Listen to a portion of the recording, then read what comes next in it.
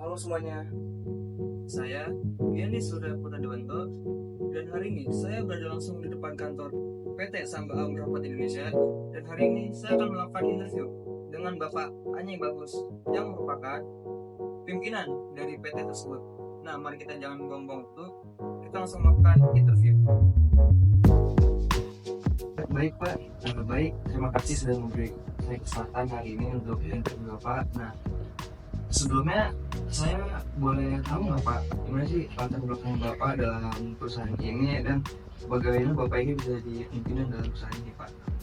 Ya, terima kasih Mas Brian untuk atas waktunya untuk berkunjung di kantor kami yang jadi ini Mas. Sekilas mengenai perusahaan kami, nama perusahaannya PT Samba Rapat Indonesia yang berada di Oil and Gas Mas. Oil and Gas ya, untuk khususnya di Manpower Services.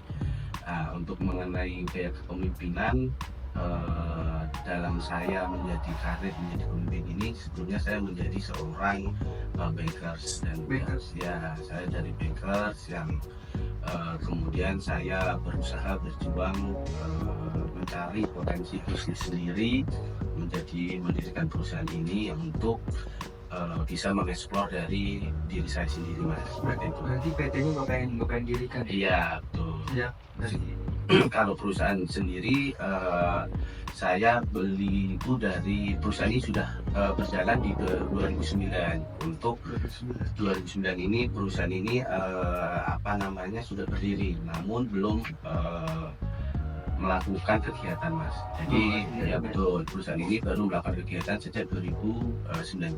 2019 ya Pak? Iya betul. Kalau misalnya ada persaingan nggak Pak? Untuk persaingan kami ini kan di dalam SKK Migas, di bawah naungan SKK Migas, ya persaingannya sangat banyak sekali Mas. Banyak sekali ya. Bagaimana sih Pak Bapak cara mengelola sumber daya manusia SDM agar bisa kompetitif dalam persaingan ini? Ya, jadi untuk mengelola SDM sendiri kami memiliki berbagai SOP Mas. SOP yang dalam perusahaan ini yang sudah kami terapkan, dan dari peraturan perusahaan sendiri juga sudah ada yang sudah dilakukan atau disetujui oleh Disnaker yang betul yang sudah berlaku. Karena perusahaan oil and gas ini sangat krusial Mas. Jadi semua perizinan harus melakukan perizinan melalui Disnaker. Seperti lisensi ya? Betul. Seperti PKWT kalau pernah ada kontrak itu harus disahkan oleh Disnaker. Kalau misalnya Pak, gaya kepemimpinan apa sih Pak yang Bapak terapkan di kantor ini?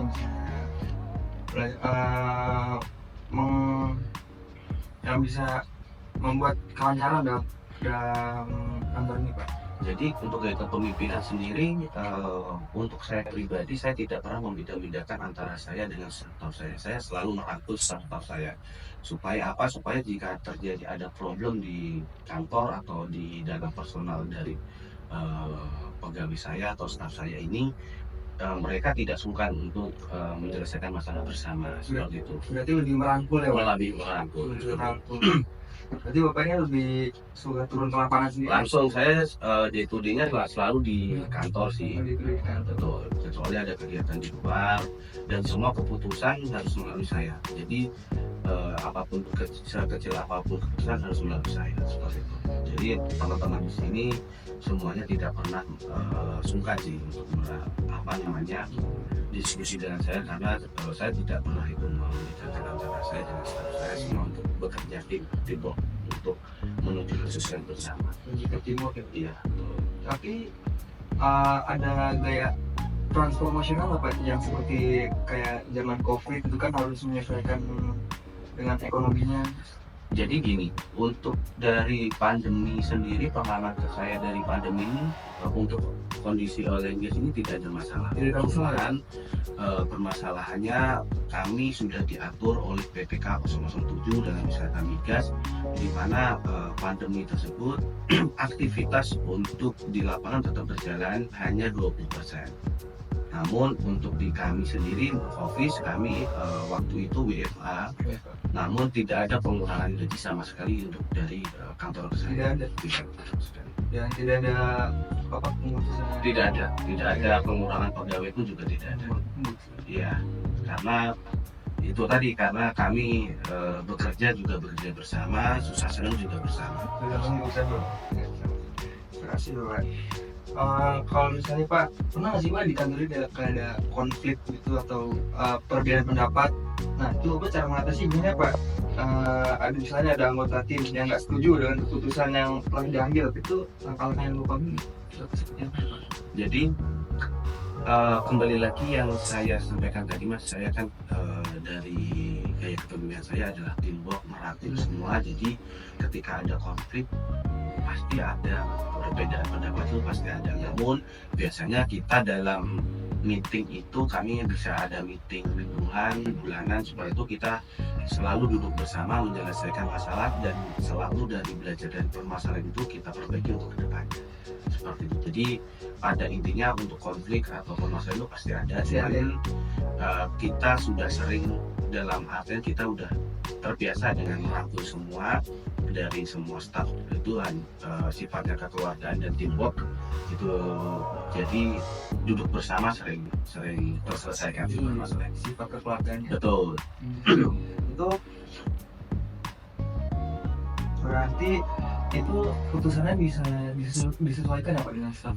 Iya, jadi untuk keputusannya itu permasalahannya apa, kita cari solusi bersama, kita selesaikan bersama, seperti itu sih. Tidak ada yang sampai merugikan dari pihak satu ke pihak lain, tidak. Baik. Terus selanjutnya nih Pak,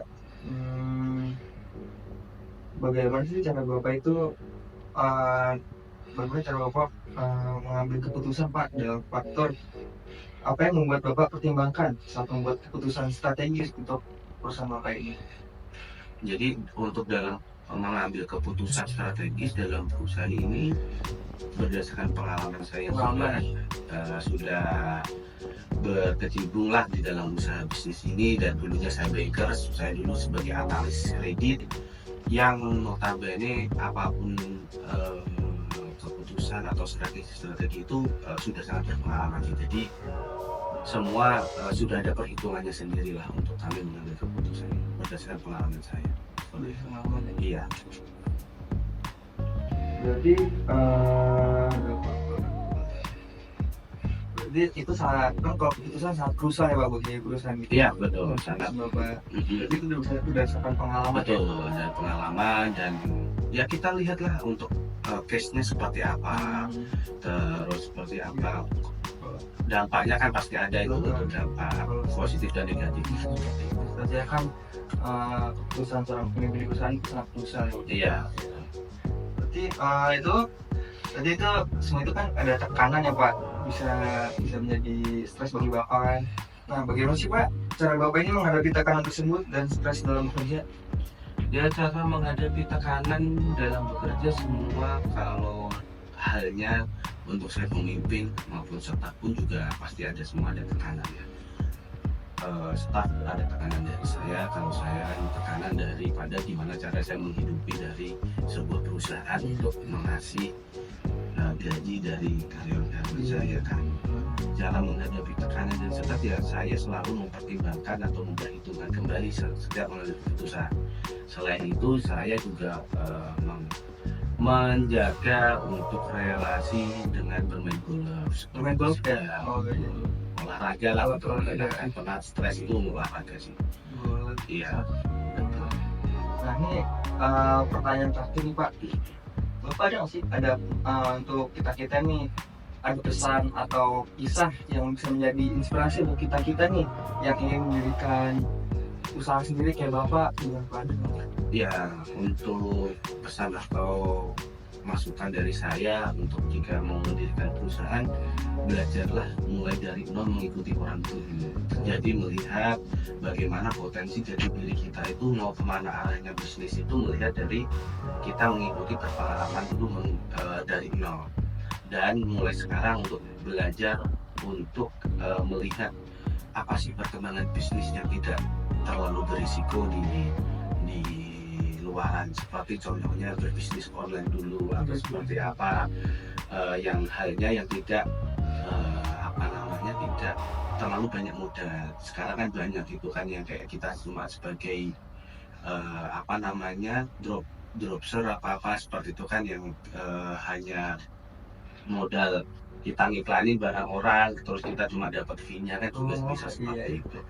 Berarti mulai dari kecil dulu Iya, ya. mulai dari kecil untuk bisnis itu. Jangan langsung bisnis untuk langsung yang terlalu berisiko. Iya, sih, iya. gitu. Meskipun kita ada modal ya. Gitu. Inspiratif ya Pak. Iya, gitulah Mas. Baik, gitu aja Pak. Siap. Interview ini. Iya, Terima kasih atas informasinya di Iya. Pak. iya, makasih Mas Bian. Iya. Sekian dari interview saya dengan Bapak Nyagu. Semoga bermanfaat bagi teman-teman. Sekian dari saya. Wassalamualaikum warahmatullahi wabarakatuh.